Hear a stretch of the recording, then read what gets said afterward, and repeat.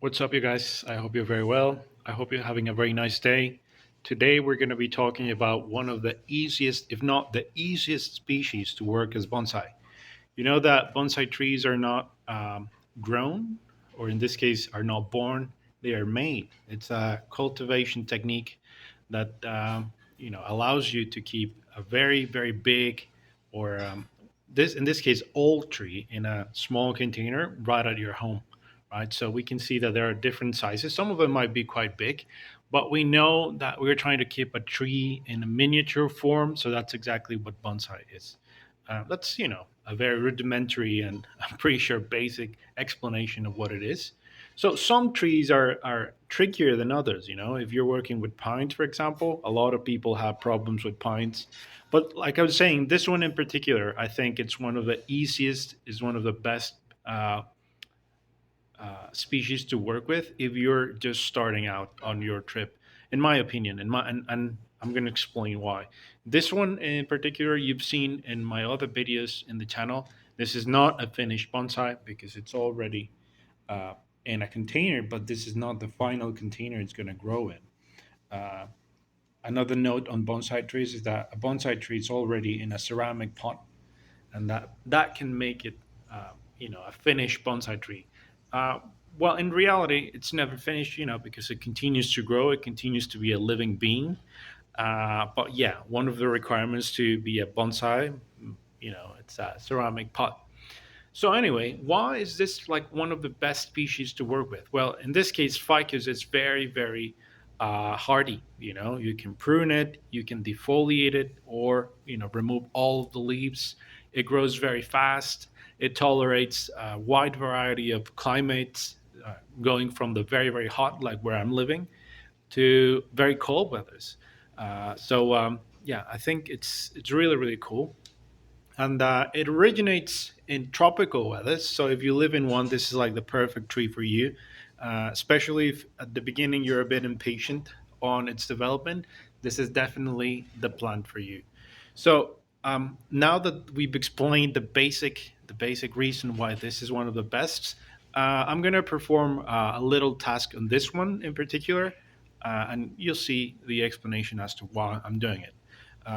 If you're already familiar with some of the bonsai words and the bonsai concepts, you can see that this one has a nice navari or root mass or root base, but it does have some roots that have died off because of the heat. And in this species in particular, you can't create dead wood to make it look more ancient because the wood is spongy, it's really soft, so it just decomposes. So what I'm going to have to do in the future is create another entry, another, maybe we could say, root arm reaching into the soil, so that it looks, more beautiful. That's basically the goal with everything in bonsai, to make it more beautiful. So what we're going to do today is we're going to clip the tips. Yeah. So for example, we got little branches that are growing upward like this instead of laterally. So those are the ones that we're going to remove, and that's going to help the tree. That's going to help the tree produce new shoots. Where we had one, we're going to get two, and then four, and that's how we get like a nice branch on the tree, and that's how we develop its shape. Yeah. There are many styles in bonsai, but this is like the typical, the natural looking tree, formal, upright. Yeah, but there are many, many different styles. So we're going to do that. I'm going to show you what that looks like. And yeah, we're going to continue on from there. So here we go. So this is what I'm telling you about, clipping the tips. We can see in this little junction that we have here that we had three little branches, and I just cut it. We got some very noticeable here at the top. For example, these shoots are growing directly upwards. So what I do is I come in and then I clip them like so. Yeah. If we got some others that are shorter, you know, just I don't cut as much, and that's where we get the new little branches from. Yeah. So this one I'm gonna cut right about here. This one about here,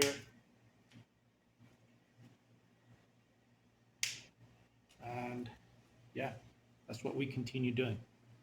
Yeah.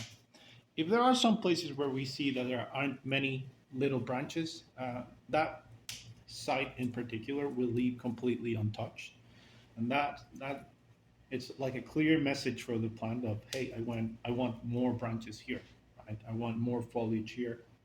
Uh, that's a way of saying it. And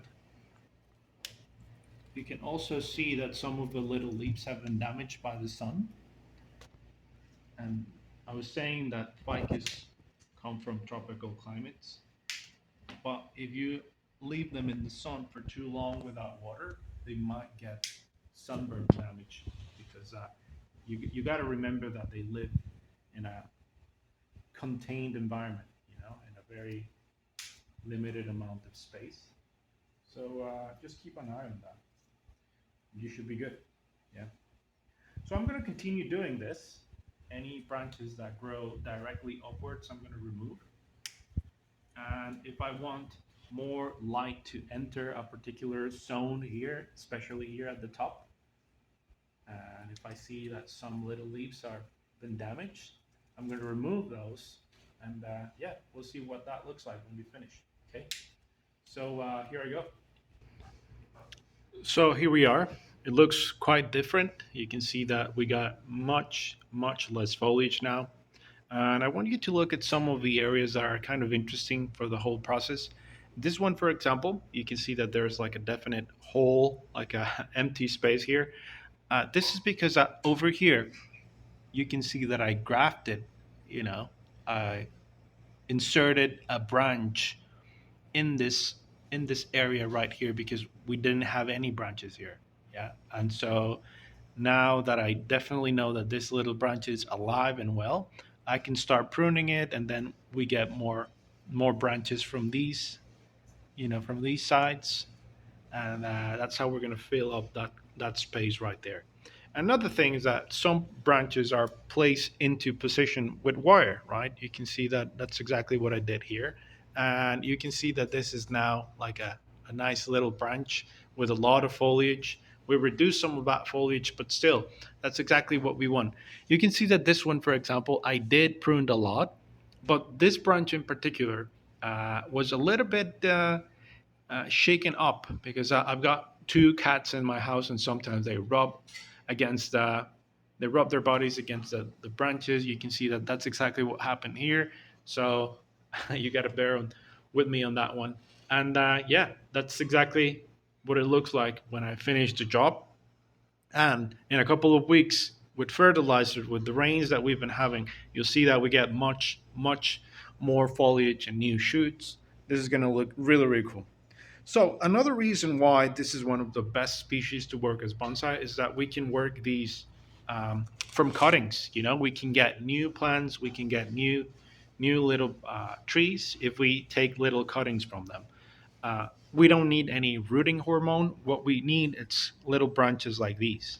Yeah. So these are the ones that I cut this time. So what we do is we come in. I got a little nursery bag with soil here, and I've also got this. Sorry, someone's cooking, and also I got this little pot here. And the only thing we do is we stick them in the soil like so. Yeah. In a couple of weeks, you'll see more leaves, and that's like a telltale sign that these have rooted, and you can put them in their individual little pots. Yeah. In my case, what I like to do is I'd like to buy like a very big package of styrofoam cups, and I put all of my new plants there.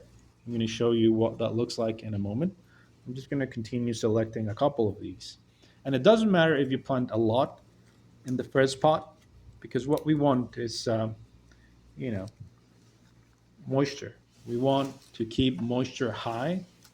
So we can put many of them there, sorry. And then as they grow and as we see more foliage coming up, well, we change them to their individual pots. I was telling you about the styrofoam cups. I've used them before. This, for example, it's a little chojubai or Japanese flowering quince, and you can see that that's exactly the same thing, right? I took a little cutting, I put it here. Now it's got new foliage. So this little cutting has now roots. I can use it now as another little plant. Yeah. And another thing that we're going to do here, since we're talking about cuttings, is take a cutting from this little guy. This is another type of ficus. Look at the leaves on the one that we worked on today, and look at the other one, right? This is a tiger bark ficus or Ficus microcarpa, and this is a Ficus religiosa. You can see the difference in the leaf, but you can also see some similarities. For example, you see this little, you know, little pieces of uh, these are called petioles. They're quite similar. They're quite similar. So their growing habits are similar. Cultivation, it's very very similar too. So because of that, we're gonna remove this little branch because I'm gonna make a bigger bonsai with this, and I'm gonna reproduce this, propagate this in this little nursery bag. Yeah, that's it. In a couple of weeks, we have two, not just one Ficus religiosa to start working as bonsai. If you like to see the first steps of using a little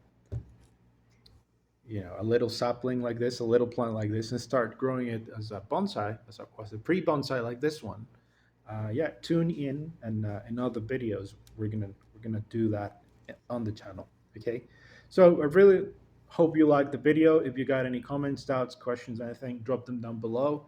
This was a little bit unusual. I normally just talk about what I'm doing, trying to grow bonsai, but this is sort of like a more beginner friendly video.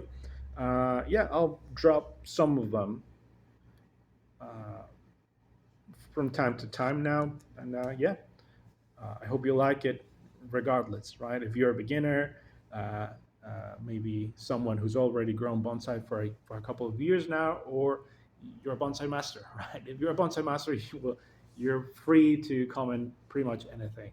Like the things that I did wrong, advice, anything, just drop them down below and I'll try to answer every single one of your comments. I also have a terrarium channel. You can see this little Cerisa terrarium. So if you want to check that out, it's on my description box as well. And yeah, having said that, take care and I'll see you on the next one. Okay, bye.